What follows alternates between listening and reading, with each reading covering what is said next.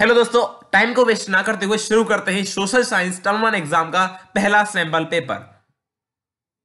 Section A, जिसके अंदर आपको 24 में से 20 क्वेश्चंस को अटेम्प्ट करना है।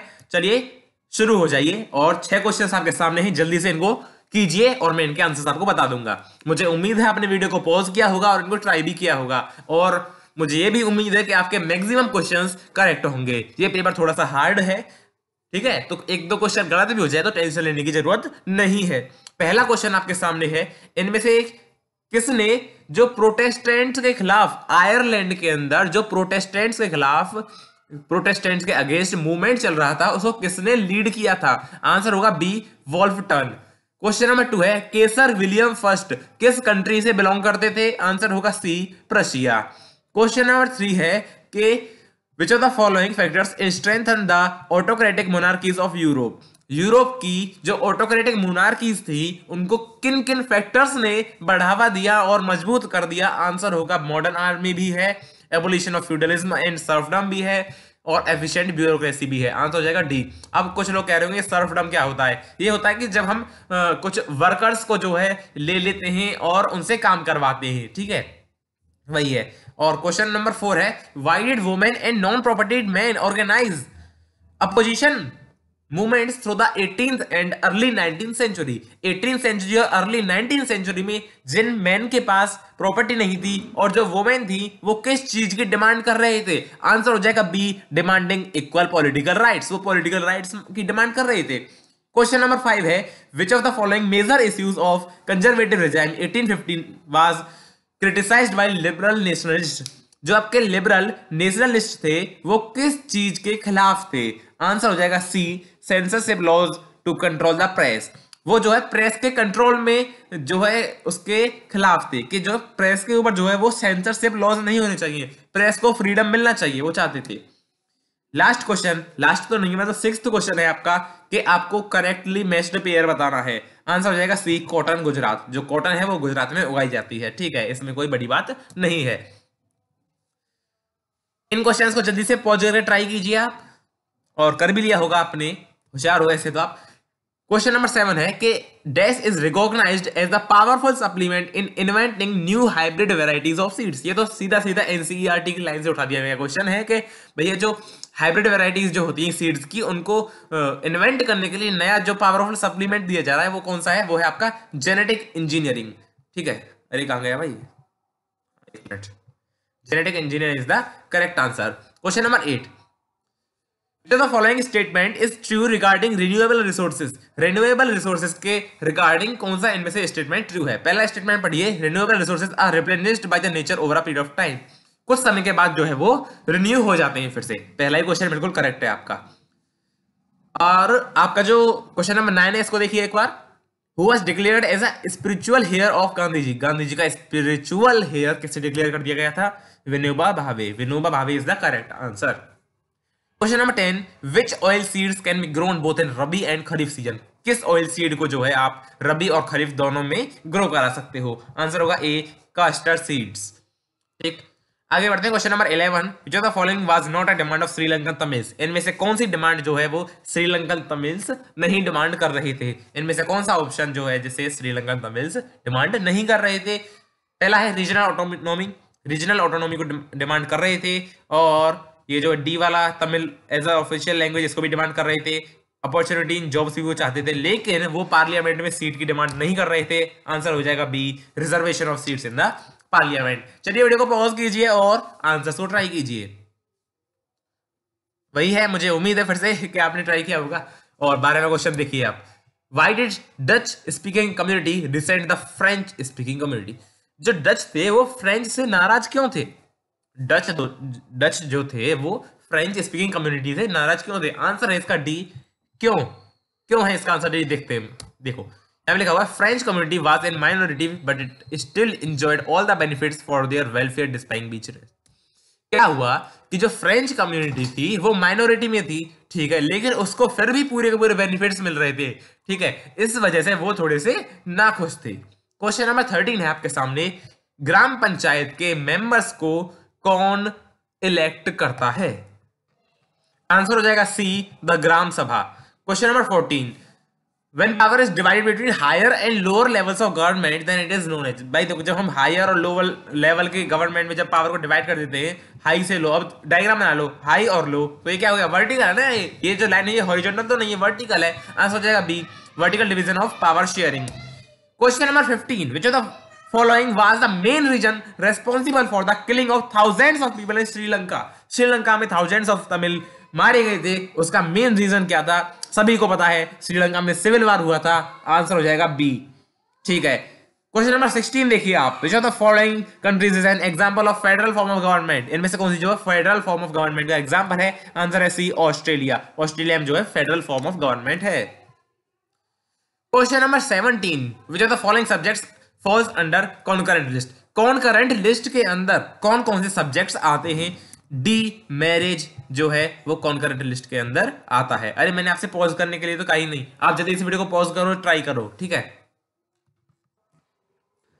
तो देखिए अगला question, question number 18, which of the following is a development goal for the landless rural labourer? एक गांव का एक रूरल जो है एक लैंडलेस लेबरर है, उसके लिए डेवलपमेंट गोल क्या होना चाहिए? अपने बच्चों को एजुकेट करना, ये भी गोल हो सकता है, लेकिन जो मोस्ट एक्यूरेट है वो हमें चूज करना है। आंसर होगा B, more days of work and better wages. वो चाहता होगा कि उसके पास ज्यादा से ज्यादा काम आए और उसे अच्छे वेजेस मिले। अब आप कहोगे कि चिल्ड्रन को एजुकेट करना चाहता है बेसिक, भाई जब ये काम उसे हो जाएगा तो वो बच्चों को एजुकेट कर लेगा, लेकिन जब तक अगर उसे वर्क ही नहीं मिलेगा तो बच्चों को कैसे एजुकेट करेगा यार। Question number 19, which of the following statement is correct about development goals? इनमें से कौन सा स्टेटमेंट डेवलपमेंट गोल्स के बारे में सही कह रहा है? There are same for all citizen, सभी के लिए सेम होते नहीं होते। These goals do not matter to the citizen, ये जो है सिटीजन्स को कोई भी मैटर नहीं करते, ये भी गलत है।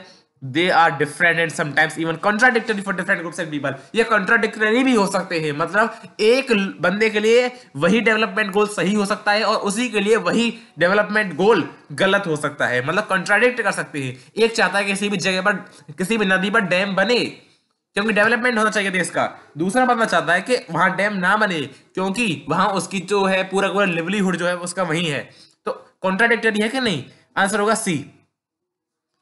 Question number 20, the human development report published by UNDP countries based on, मतलब यूएनडीपी की जो रिपोर्ट होती है जो कि ह्यूमन डेवलपमेंट रिपोर्ट है, वो कंपेयर करती है कंट्रीज को बेस्ड ऑन किस चीज के बेसिस पे? आंसर होगा पर कैपिटा इनकम। ठीक है, question number 21, which of the following services rise rapidly? इनमें से जो है कौन सी सर्विसेज जो है रैपिडली राइज कर रही हैं? आंसर होगा C, information and communication technology.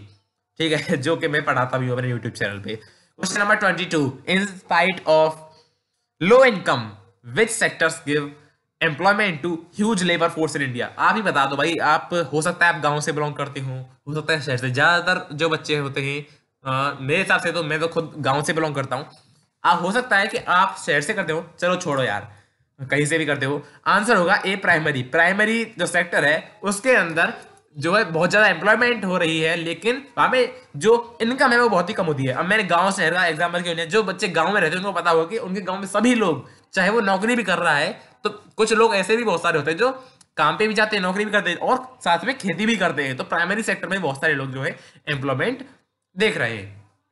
Question number 23 आपके सामने ये रहा आपकी कंप्यूटर स्क्रीन पे। There are thousands of casual workers in the service sector in urban areas to who search for daily employment.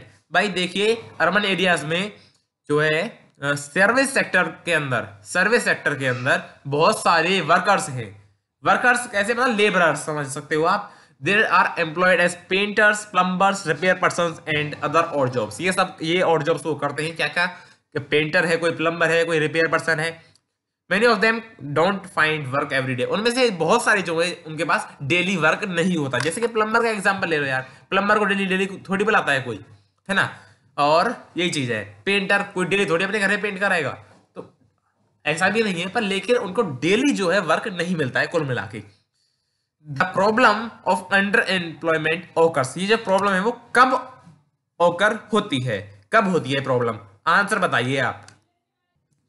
Answer होगा यहाँ पे C, when people are working less than they are capable of doing, मतलब जितना वो capable है उससे कम काम कर पा रहा है। भाई जो आपका पेंटर है वो पेंट कर सकता है, कैपेबल है पेंटिंग का, लेकिन वो उसे काम ही नहीं मिल रहा है, वो काम कर ही नहीं पा रहा है। ठीक है, ऐसा तो है नहीं कि वो काम करना नहीं चाहता, ऐसा तो है नहीं वो काम स्लो करता है, ऐसा तो है नहीं कि उसे पैसे नहीं मिलते, मिलते हैं भाई। लेकिन ऑप्शन जो सी है वो कहना चाह रहा है कि वो कैपेबल है लेकिन काम जो है उन्हें मिल नहीं पा रहा है। ठीक है, क्वेश्चन नंबर 24, जो the following economic activity does not come under primary sector, इनके अंदर जो है प्राइमरी सेक्टर के अंदर कौन कौन सी एक्टिविटी नहीं आती है? आंसर है बैंकिंग, बैंकिंग जो है प्राइमरी के अंदर नहीं आता है। अब ये फिशिंग, फार्मिंग, माइनिंग क्यों आती है? प्राइमरी के अंदर क्या होता है, जब हम कुछ ना कुछ नेचर से रिलेटेड काम करते हैं, नेचर से रिलेटेड। ठीक है, भाई फिशिंग में क्या है कि आप नेचर से ही तो काम कर रहे हो, कि आप जो मछली निकाल रहे हो, उसमें से भाई मछली तो नेचर से ही रिलेटेड है। फार्मिंग भी आपको पता है नेचर से रिलेटेड होती है, और माइनिंग भी जो हम अर्थ से एक्सट्रैक्ट करते हैं मिनरल्स वगैरह को। ठीक है, आंसर हो जाएगा सी, बैंकिंग। 25वां क्वेश्चन आप पढ़िए, और अच्छा क्वेश्चन है। यहाँ पे जो है सेक्शन 20 शुरू होता है, और यहाँ पे जो है आपको 22 में से केवल 18 क्वेश्चंस को अटेम्प्ट करना है। आने वाले 22 क्वेश्चन में से आपको 18 क्वेश्चंस को अटेम्प्ट करना है, यानी कि पिछले जो 24 क्वेश्चंस थे उनमें से अगर आपके 4 क्वेश्चन गलत भी हो गए तो टेंशन मत लीजिए, उनको आप पेपर में अटेम्प्ट ही नहीं करके आते, आपके सारे सही माने जाएंगे अगर आपके 4 गलत थे तो। ठीक है, चलिए सेक्शन भी आप देखिए एक बार। द फॉलोइंग इमेज शोज, इसमें 20 ही अटेम्प्ट करने थे ना, इसमें 1 मिनट बस, हाँ 20 अटेम्प्ट करने थे, अगर आपके 4 गलत हैं तो टेंशन लेने की जरूरत नहीं है। Question number 25, following image shows new laws that were made in Russia 2005। भाई तो रशिया में जो 2005 में नए लॉज बनाए गए थे, प्रेसिडेंट को पावर्स दी गई थी, ये जो है उनके ऊपर एक ये जो है पेंटिंग आपको दी गई है। ठीक है, इसे एक बार देखिए। ठीक है, आपने पिक्चर देख ली। Which of the following statement appropriately describe the given picture, इनमें से कौन सा स्टेटमेंट, अरे इसमें से कौन सा स्टेटमेंट जो है इस पिक्चर को क्लियरली डिस्क्राइब करता है?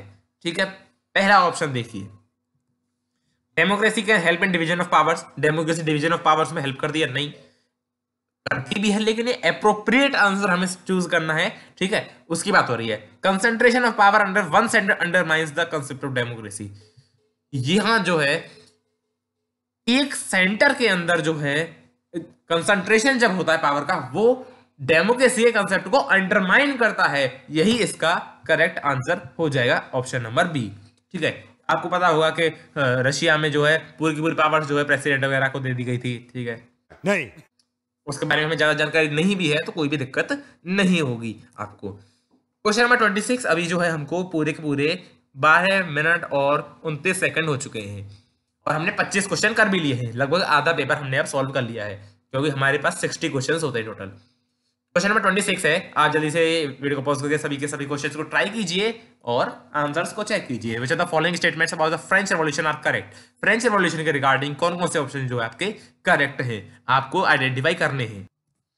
पहला स्टेटमेंट देखिए, first statement is after the end of French Revolution, it was proclaimed that it was the people who would henceforth constitute the nation and shape its destiny। बिल्कुल सही statement है कि भैया जो फ्रेंच रेवोल्यूशन के बाद ये प्रोक्लेम किया गया था, जो लोग हैं वही जो है अब नेशन को कॉन्स्टिट्यूट करेंगे और इसकी जो डेस्टिनी है उसको शेप करेंगे। पहला सही है। ठीक है, दूसरा पढ़िए, France will have a constitution monarchy and the new Republic will be headed by a member of royal family. नहीं भाई, रॉयल फैमिली को यहाँ पे कोई भी वो नहीं दिया गया था कि रॉयल फैमिली हेड करेगी, गलत है। दूसरा, तीसरा, a centralized administrative system will be put in place to formulate uniform laws for all citizens। बिल्कुल सही है तीसरा। ठीक है, एडमिनिस्ट्रेटिव सिस्टम रहेगा सेंट्रलाइज्ड।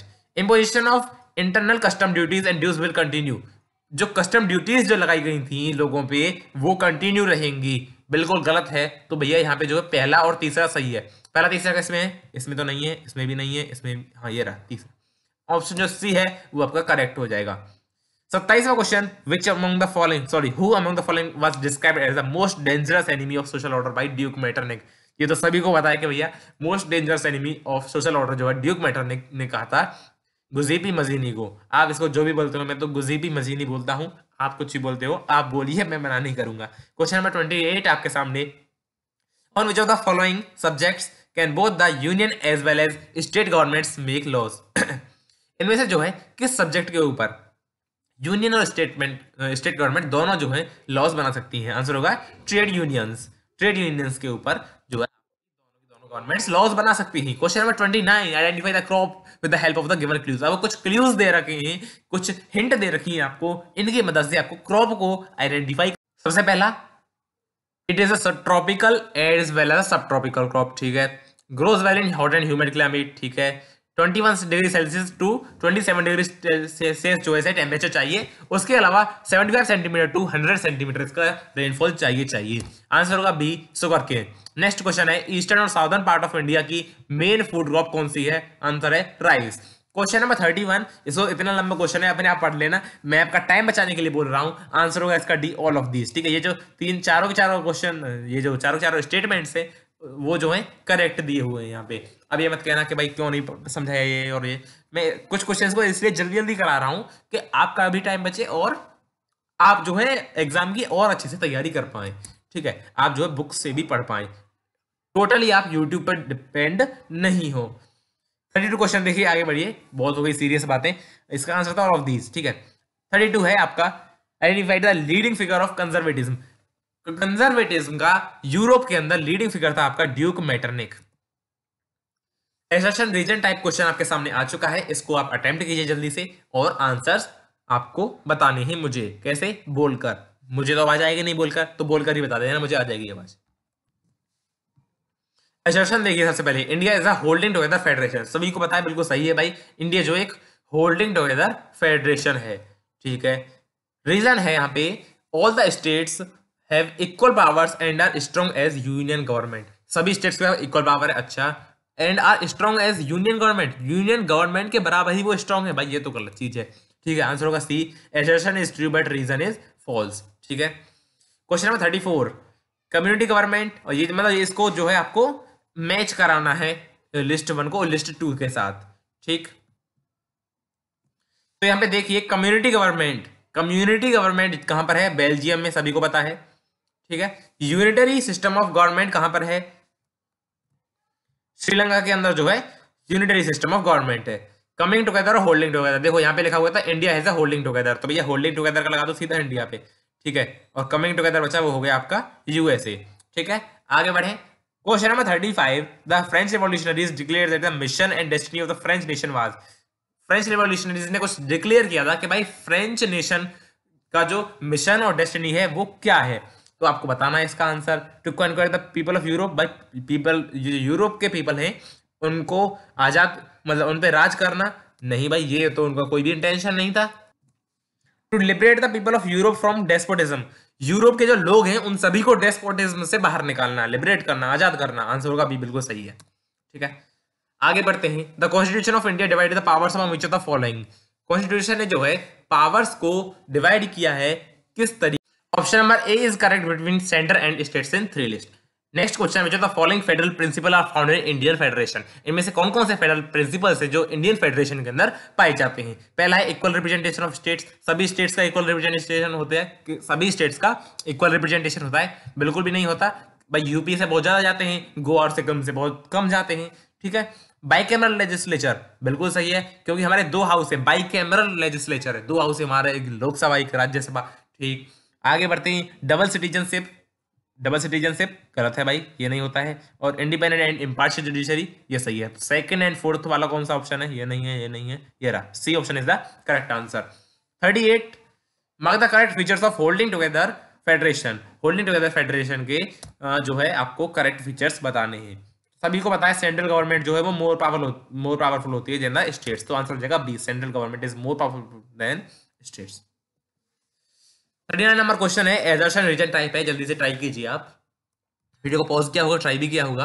आंसर देखिए, an equitable distribution of resources has become essential for sustained equality of life and global peace. भाई हमने जो है, हम क्या करना चाहते हैं, हम ये जो है एसेंशियल हो गया है कि हम जो है रिसोर्सेज का सस्टेन्ड यूज करें और इक्विटेबल डिस्ट्रीब्यूशन करें, ताकि जो है हमारा यूज जो है सस्टेन्ड हो पाए और लिमिटेड यूज हो पाए और हम आगे वाली जनरेशंस के लिए उसे बचा सकें। रीजन दे रखा है, they promote equality among classes, ये तो बिल्कुल गलत है भाई, इसमें तो कुछ मुझे समझ में नहीं आ रहा, कुछ दिख ही नहीं रहा कि इसमें करेक्ट क्या है, ठीक है। आंसर हो जाएगा C is true but R is false. Identify the correct option, इनमें से जो है आपको करेक्ट ऑप्शन आइडेंटिफाई करना है। Disguised unemployment, more people working than actually needed, sorry incorrect find करना था ना, हाँ ठीक है, इनकरेक्ट जो गलत है। डिस्गाइज में क्या होता है, जो कि more people working than actually needed, ये तो करेक्ट है भाई, जरूरत से ज्यादा लोग काम कर रहे हैं, ये होता है। Unemployment, not getting jobs at a particular time of the year. Unemployment हम उसे बोलते हैं कि भैया जो पर्टिकुलर टाइम होता है ईयर का उस पे, ये तो भाई गलत है, इसे हम अनएम्प्लॉयमेंट नहीं बोलते, ये हो जाएगा आपका इनकरेक्ट। क्यों? क्यों?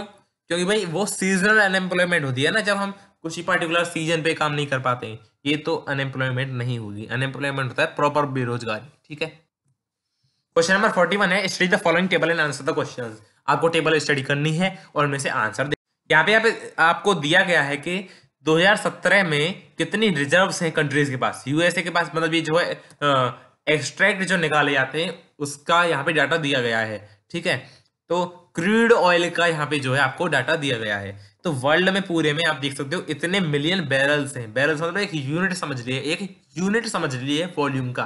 ठीक है, 1000 मिलियन बैरल्स, तो 1697,000 मिलियन बैरल्स यहाँ पे आपको 2017 में थे। उसके बाद ये जो यूनाइटेड स्टेट्स ऑफ अमेरिका भी डाटा दे रखा है। यहाँ पे दे रखा है कि how many years reserve is last. यहाँ पे दिया हुआ है कि कितने साल और ये जो रिजर्व है चलने वाला है क्रूड ऑयल का। तो मिडिल ईस्ट में 70 साल और चलेगा, और 10.5 साल चलेगा यूएसए में, और 50.2 साल चलेगा वर्ल्ड में पूरे में। तो अगर यहाँ पे क्वेश्चन दिया गया है कि for how many years reserve of crude oil last in middle east, अगर परसेंट रेट के अकॉर्डिंग वो एक्सट्रैक्ट करते रहे क्रूड ऑयल को, तो कितने साल और चलेगा। यहाँ पे लिखा हुआ है क्लियरली 70 साल चलेगा। आंसर हो जाएगा सी 70 ईयर्स। बहुत ही आसान है, डायरेक्ट टेबल से क्वेश्चन है। 42 नंबर क्वेश्चन आपके सामने है कि the following example does not fall under unorganised sector. इनमें से कौन सा जो है अनऑर्गेनाइज्ड सेक्टर के अंदर नहीं आता है। आंसर होगा इसका C, a doctor in a hospital treating a patient. एक डॉक्टर है जो कि हॉस्पिटल के अंदर एक पेशेंट को ट्रीट कर रहा है, वो जो आपका अनऑर्गेनाइज्ड सेक्टर के अंदर नहीं आएगा। क्वेश्चन नंबर 43 बताओ the following statement is correct with respect to the public sector. इनमें जो है पब्लिक सेक्टर के रेस्पेक्ट में कौन कौन से जो है करेक्ट है आंसर। ठीक है, गवर्नमेंट ओन्स द असेट। पहला ऑप्शन सही है भाई, जो गवर्नमेंट है वो असेट्स को ओन करती है। ठीक है, गवर्नमेंट के द्वारा ओन किया जाता है। असर्शन दे रखा है यहाँ पे, असर्शन रीजन टाइप क्वेश्चन है। The growth of revolutionary nationalism in Europe sparked of a struggle for independence against Greeks which began in which began in 1831। बिल्कुल गलत है भाई। यहाँ पे लिखा हुआ है कि भैया जो ये इंडिपेंडेंस था, इंडिपेंडेंस स्ट्रगल था, ये जो है 1831 में शुरू हुआ था। लेकिन आंसर क्या है, ये रियलिटी में जो है 1821 में शुरू हुआ था। यहाँ पे लिखा हुआ है 1831। तो भाई एसर्शन तो रॉन्ग हो गया। Greece was suffering under subjugation of Ottoman empire, वो ऑटोमन एम्पायर के अंडर सब्जुगेशन में था। ये रीजन तो सही है, तो आंसर हो जाएगा D, A is true, A is false but R is true. ठीक है, क्वेश्चन नंबर 45 है, which of the following workers are not very productive in tertiary sector. इनमें से कौन सा जो है टर्शियरी सेक्टर के अंदर जो है प्रोडक्टिव नहीं है। तो ये सभी को पता है, जो डेली वेज वर्कर्स वगैरह होते हैं, रिपेयर पर्सन होते हैं, वही जो है प्रोडक्टिव नहीं होते हैं टर्शियरी सेक्टर के अंदर। आगे क्वेश्चन है आपका 46, how do you calculate body mass index. Body mass index आप कैसे कैलकुलेट करते हो। तो भैया सबको पता है, सबको तो नहीं पता होगा खैर। जो हम अपनी हाइट का स्क्वायर करते हैं और उसे अपने वजन से यानी कि वेट से जो है डिवाइड कर देते हैं, तो इसका आंसर हो जाएगा A, dividing the weight by the square of the height. ठीक है, ए इसका आंसर हो जाएगा। आगे आपका सेक्शन सी है, जिसके अंदर आपके 12 क्वेश्चन है, उनमें से केवल आपको 10 क्वेश्चन जो है आपको अटेम्प्ट करने हैं। जल्दी से आप अटेम्प्ट कर दीजिए। पहला क्वेश्चन आपके सामने, इसको रीड कीजिए जल्दी से, और फिर हम आंसर्स को एक एक करके सॉल्व करेंगे। चलिए मैं एक काम करता हूँ, इसके आपको सभी के आंसर्स बता देता हूँ और आप इनको अपने आप मैच कर लीजिएगा। ठीक है, इसका आंसर है आपका डी। ठीक है, ये जो है इसका आंसर है आपका डी पहले वाले का। Why all the new regime setup in 1851 were autocratic in nature. तो भैया ये सभी इसके आंसर हैं, आंसर हो जाएगा डी। इसका आंसर क्या है, repression of liberal revolutionaries after 1815 in Europe led to what. ठीक है, तो लिबरल रेवोल्यूशनरीज ने जो रिप्रेशन हो रहा था 1815 में, उसने किस चीज को बढ़ावा दिया। एक काम करता हूँ, इनके आंसर ही बता देता हूँ। इसका आंसर है सी, और इसका था बी, इसका बी है, और इसका सी है। जो कंजर्वेटिव थे वो पुरानी मान्यता में मानते थे, और ये जो है ये सब चीजें होती थी, वो मोनार्की और चर्च को प्रिजर्व करना चाहते थे। और लास्ट है, जो the following class liberal nationalist belong to. Liberal nationalist किस क्लास को बिलोंग करते थे, एजुकेटेड मिडिल क्लास एलाइट। ठीक है, आगे बढ़ते हैं। एक और केस स्टडी आपके सामने, इसको एक बार रीड कीजिए। ठीक है, इसके भी आंसर्स मैं आपको इसी प्रकार बता दूंगा। इसके अंदर पहला है potential and development resources of categories under which type of resources. इनमें से जो है किस कैटेगरी के अंदर डेवलपमेंट और पोटेंशियल रिसोर्सेज आते हैं। आंसर है on the basis of status of development. Assertion reason type question है। राजस्थान और गुजरात के पास जो है पोटेंशियल है development of wind and solar energy का, ठीक है। Both the states have good percentage of barren land, दोनों के पास जो है बैरन लैंड है, ठीक है, जो कि खेती के लिए तो काम हो नहीं सकती, तो वहाँ पे जो है आप विंड एनर्जी तो सोलर एनर्जी के प्लांट लगा सकती हैं, ठीक है। तो बिल्कुल सही है, आंसर हो जाएगा A, both A and R are true and R is the correct explanation of A. आगे देखते हैं, if the person knows about the presence of the resource in abundance in a place but is not able to harness it due to lack of technical know how, answer हो जाएगा stock resource, ठीक। 56 question, there are some regions of India where availability of resources is sufficient but in some regions there are acute shortage of important resources, कुछ regions में जो है resources की shortage है, वो कौन सा रीजन है जिसमें वाटर की कमी है, ठीक है, which is deficient in water resources, answer हो जाएगा सी, लद्दाख। मेरे बहुत सारे कमेंट्स आने वाले हैं कि राजस्थान होगा, राजस्थान होगा, अरे भाई लद्दाख में देखो पहले आगे। 57, coal, natural gas, petroleum, water are examples of the following resources, answer होगा डेवलप्ड रिसोर्सेज। जो रिसोर्सेज डेवलप हो चुके हैं, डेवलप्ड रिसोर्सेज, उनका जो है टेक्निकल नो हाउ जाना जा चुका है और उनका जो पोटेंशियल है हमें पता है और वो डेवलप्ड रिसोर्सेज के अंदर आती है। 58 number question, which are the main factors that determine the creation of a resource, किसी भी रिसोर्स का क्रिएशन कौन कौन से फैक्टर्स डिटरमाइन करते हैं, आंसर होगा C, nature, human beings and technology. आपके सामने है मैप वर्क, और भैया इसको जल्दी से सॉल्व कीजिए, 2 क्वेश्चन है बस और आखिरी 2 क्वेश्चन है, इसके बाद हम जो वीडियो को समाप्त कर देंगे। और मुझे उम्मीद है आपने वीडियो को पॉज किया होगा और आपने इसको ट्राई भी किया होगा, आपको इसका आंसर सब मैं बताने वाला हूं। तो पहले आपको बताना है 59 नंबर क्वेश्चन में कि भैया जो ए है ये वाली सॉइल कौन सी है, तो भैया ये है आपकी ब्लैक सॉइल, ठीक है, गुजरात में जो है यहाँ पे ब्लैक सॉइल पाई जाती है। 60 नंबर क्वेश्चन है कि यहाँ पे जो बी वाला एरिया है जो कि उत्तर प्रदेश आपको दिख रहा है, यहाँ पे जो बी मार्क किया गया है, ठीक है, यहाँ पे बताना है कि कौन सी क्रॉप जो है मेजर ग्रो की जाती है। वे यहाँ तो उत्तर प्रदेश में बहुत सारे लोग होंगे आपके, बहुत सारे मतलब स्टूडेंट्स जो है उत्तर प्रदेश से ही होंगे मुझे पता है, तो यहाँ पे टी जो है रबर और कॉफी नहीं की जाती, आपको भी पता है, तो आपके हो सकता है आपके एरिया में शुगर केन किया भी जाता हो, आंसर है सी, शुगर केन। तो मुझे उम्मीद है आपने जो है मैक्सिमम क्वेश्चन सही किए होंगे और थैंक यू, मिलते हैं नेक्स्ट वीडियो में और हम लाएंगे sample paper number 2 for social science. Thank you, खत्म, bye bye, tata, good bye, गया।